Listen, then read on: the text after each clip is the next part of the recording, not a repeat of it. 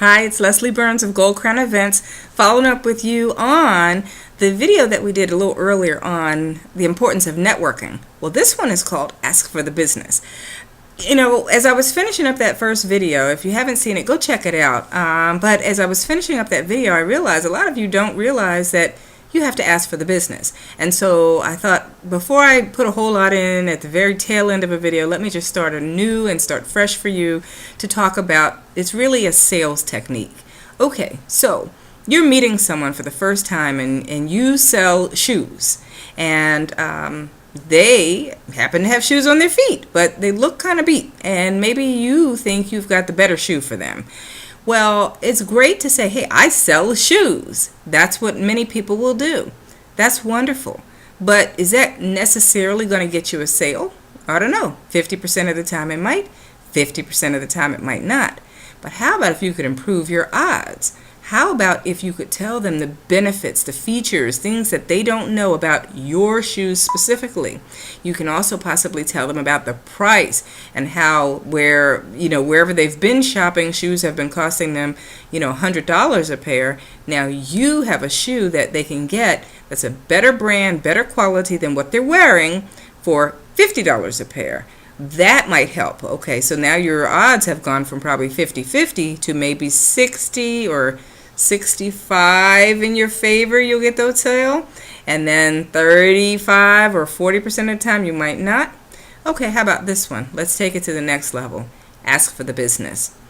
Ask them if you can make an appointment with them to show them shoes or to sell them a pair of shoes. Ask them when they will have some time. You don't want to have closed-in questions. Would you like a pair of shoes? No. That's a closed-in question. You don't want a question where they can answer with a yes or no.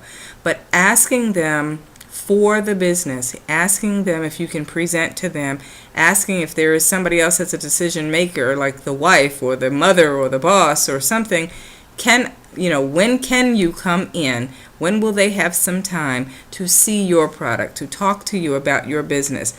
And then when you are presenting to them at the end of your presentation, after you've showed them everything and how wonderful it is, ask for the business. Ask them when you can sit down and book them or sign a contract with them.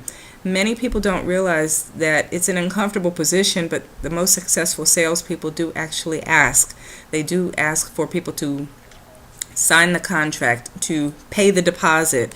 It's uncomfortable as long as you let it be uncomfortable, but you should think about how uncomfortable it is as you're walking out of there, getting in your car, driving home, and you did not get the sale, and you're hoping that they're going to call you. That's more uncomfortable. So get over the discomfort and begin to ask for the business politely. Never push, never demand, never rudely say. And sarcasm, I think, is really out of place. So when someone says, okay, so you're going to sign this now, you're going to get this now, colloquialism and very familiar expressions are out of place in business.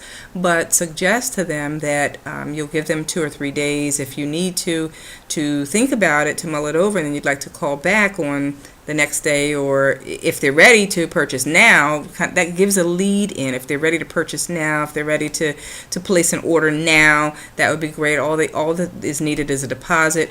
Remember, and I wouldn't say push, but have 2 or 3 chances for them to say yes, to nod along with you before closing the door. Don't just walk out the door the first time and say, oh, they didn't buy.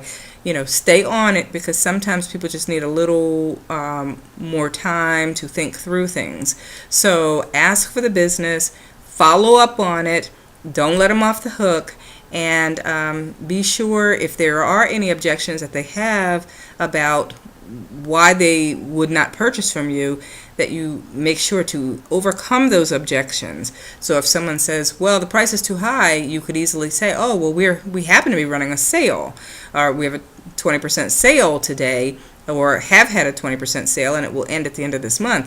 Does that make a difference now, because the prices are 20% lower, so where the shoes would have cost you X amount of dollars, they're now costing you Y.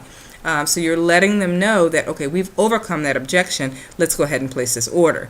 Then if they've got another objection or they've got some other reason, there may be other things behind the scenes, but if that was their only problem, well, you've overcome that. It's time for them to place the order and be and get this done. So again, stay on top of it and ask for the business, because it's not going to come to you if you don't ask.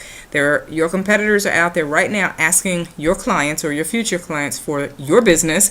So step in front of them and ask for the business. And if they tell you that they're not ready to make a decision, say, okay, great, I'll follow up with you in about 5 days, 10 days, or whatever reasonable amount of time you think it should be that you need to follow up before kind of letting it fall to the wayside, and stay on top of it. Do it. If you have any more questions about this, networking, follow-up, or sales, please reach out to me. I want your event planners to be successful. I want you all to have lots and lots of business doing all types of things. Just reach out to me at info@goldcrowneventplanners.com. Thanks. Have a great day.